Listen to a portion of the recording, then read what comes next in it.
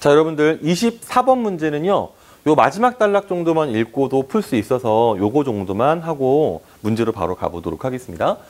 자, 빵빵 1번은 국방부와 일부 행정기관의 조치가 위법하고 헌법상 자유를 침해했고 국민의 기본권을 제한함에 있어서 국가작용의 한계를 명시한 과잉금지 원칙을 위반했다. 즉, 너 너무 알 권리, 취재의 자유를 제한했어. 라고 지금 소송을 제기한 거예요. 근데 재판부가 뭐라고 했냐면 정부의 조치가 위법하지 않다. 절차상 문제도 없다. 기본권 침해 정도가 과잉금지 원칙에 위배되지 않는다. 내용을 다시 뜯어보면요. 사실 위법할 수가 없는 게요. 엠바고 자체가요. 법령이 아니에요. 이 자체가.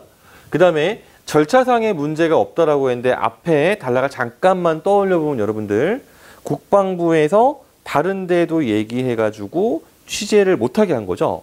그죠? 근데 그렇다면은 엠바고의 제재사항 자체를 원래 누가 만드는 거라고 했어요? 그거는 기자들이 정하는 거잖아요. 그럼 기자들이 정한 방식대로 따라서 제재를 했겠지, 그지? 자, 그 다음에 기본권 침해 정도가 자, 엠바고 자체가 원래 기본권 침해를 어느 정도 하고 있는 거예요. 근데 그것이 도를 넘지 않았다라고 해석이 될 수 있는 부분이지. 그러면 이제 24번 하나씩 보죠. 자, 부장이 말합니다. 정부의 조치가 위법하지 않고 절차상 문제가 없다고 한 판결에 대한 의견을 나누어 보자. 부원이 말합니다. 정부의 조치는 사안의 중대성에 비추어 볼 때 엠바고 준수를 규정한 법령, 아이고 이미 틀렸네요. 그지? 법령이랑 상관이 없으니까요.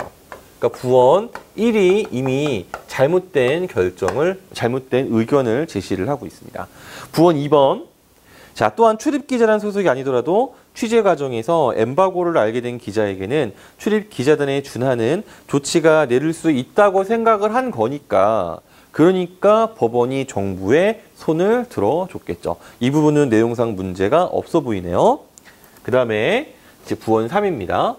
자, 그리고 엠바고를 요청한 정부 기관이 엠바고를 어긴 기자에게 직접 취재 제한 조치를 내리는 것도 라고 했는데요. 엠바고를 요청한 정부기관이 어디였어요?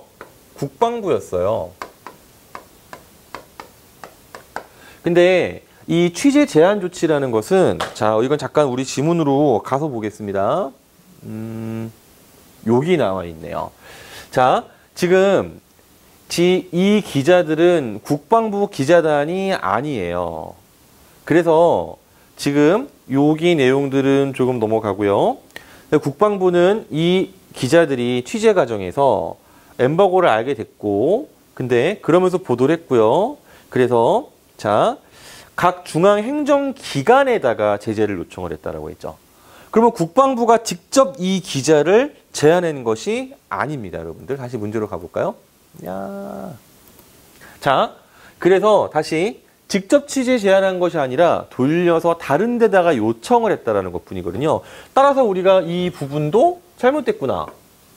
그럼 사실 여기까지 봤을 때 이미 우리가 정답이 몇 번이냐면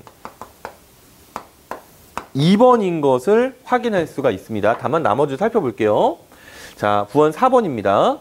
일단 정부가 공공일보 기자들의 보도에 제재 조치를 내린 것은 알 권리라는 기본권을 일부 침해하는 것이다. 아까 얘기했죠. 엠바고 자체는 기본권 침해하고 있는 거예요.